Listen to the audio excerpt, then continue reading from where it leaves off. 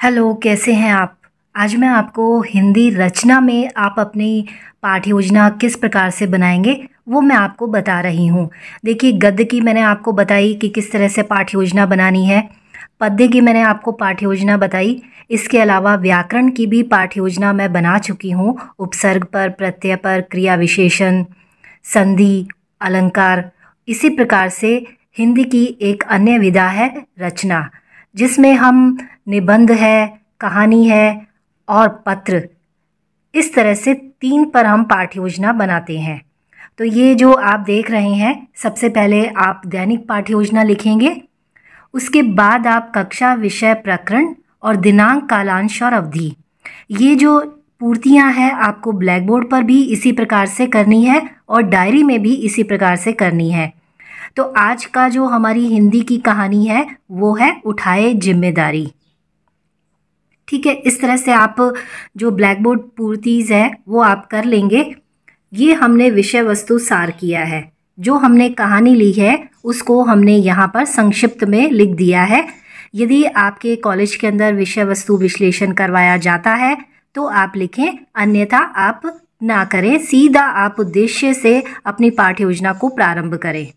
तो ये यहाँ हमने विषय वस्तु सार लिखा है। उसके बाद हमने मुख्य विचार लिखा है कि इस कहानी का मुख्य विचार है कि हमें अपना काम स्वयं करना चाहिए, कभी भी दूसरों पर काम को नहीं छोड़ना चाहिए। कहानी में जो पारिभाषिक शब्दावली है वो हमने लिखी है, मुख्य तथ्य लिख दिए और शिक्षण बिंदु हमने लिखा है।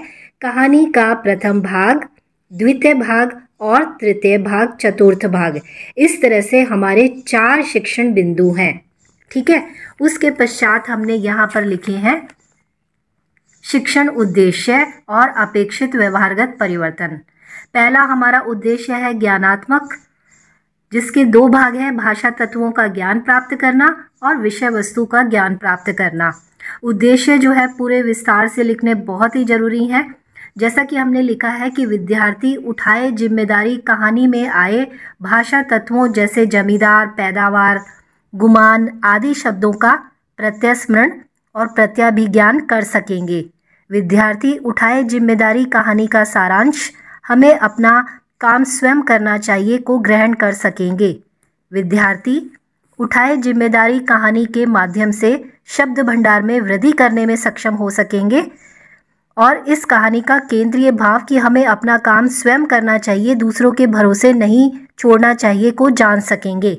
इस तरह से यहाँ पर हमारा ये पहला जो उद्देश्य ज्ञानात्मक है वो खत्म हो गया। दूसरा है अर्थ ग्रहण, जिसके 2 भाग हैं, सुनकर अर्थ ग्रहण और पढ़कर अर्थ ग्रहण। इसका भी जो है अपेक्षित व्यवहारगत परिवर्तन आप इसी प्रकार से लिख लेंगे जैसा इसमें लिखा है। देखिए, मैं आपको अगर यदि यहाँ पर पूरा एक एक लाइन अगर यदि पढ़कर सुनाऊंगी तो ये वीडियो बहुत ही लंबा हो जाएगा, तो इसलिए आप इसको देख लीजिए। और फिर हमारा जो तीसरा उद्देश्य है वो अभिव्यक्ति है, मौखिक अभिव्यक्ति और लिखित अभिव्यक्ति, कि इस कहानी से बच्चों के अंदर अभिव्यक्ति क्षमता मौखिक किस प्रकार से बच्चे अर्जित कर पाएंगे और लिखित किस प्रकार से उनकी जो अभिव्यक्ति है वो अर्जित हो सकेगी। ठीक है, ये आप इसको यहाँ पर देख लीजिएगा। तो इस तरह से हम अपने उद्देश्य करेंगे। आगे जो हमारा उद्देश्य है वो अभिरुचि है, भाषा व साहित्य के प्रति रुचि का विकास करना।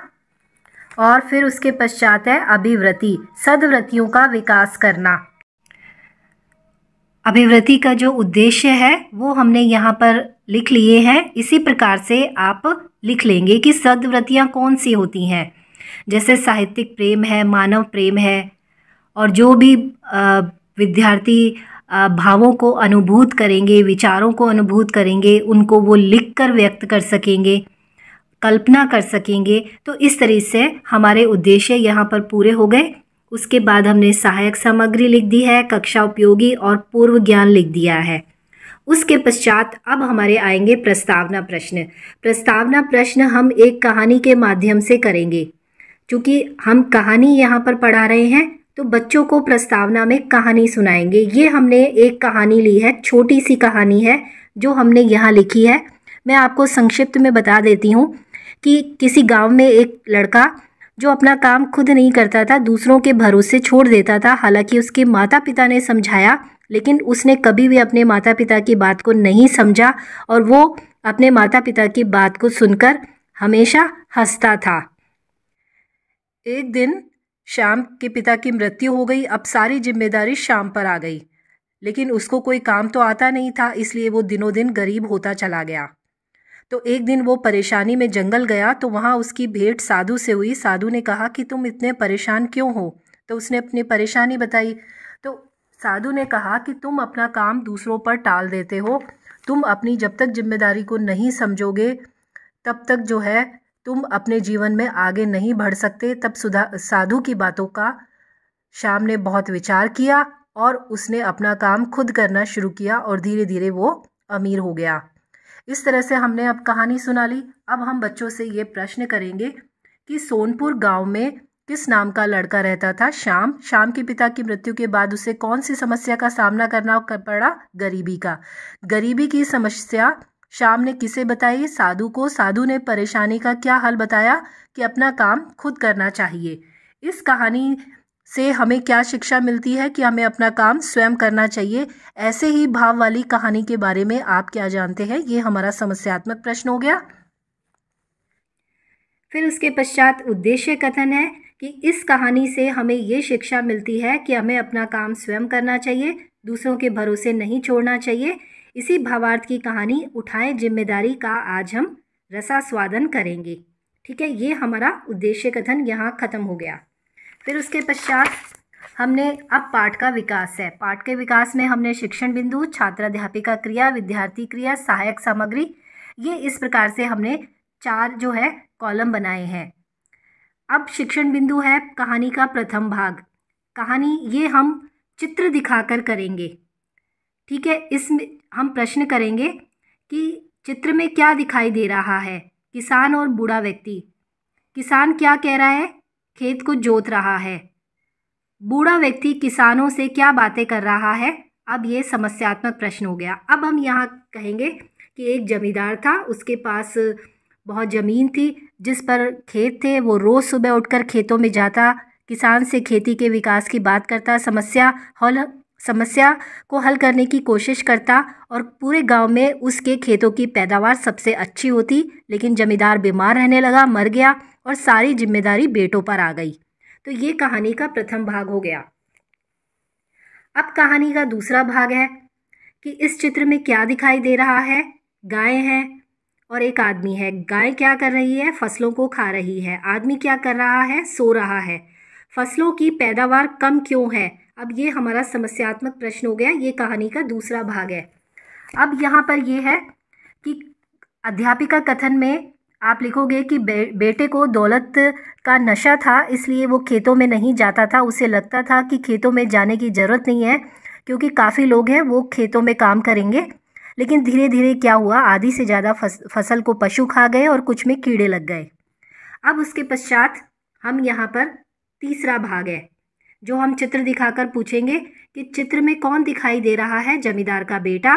जमींदार के बेटे को क्या चिंता है? पैदावार कम होने की। जमींदार के बेटे को दूसरा व्यक्ति क्या समझा रहा है? ये समस्यात्मक प्रश्न हो गया। अब यहाँ कथन आ रहा है। कथन में हमने लिखा है कि जमींदार का बेटा परेशान रहने लगा, उसे कुछ भी समझ में नहीं आता था और उसने अपनी परेशानी मित्र को बताई। मित्र ने कहा कि क्या तुम सुबह खेतों में जाते हो? तब जमींदार के बेटे ने कहा कि मुझे क्या जाने की ज़रूरत है। मित्र ने कहा तुम कल से अपने खेतों पर जाना शुरू करो।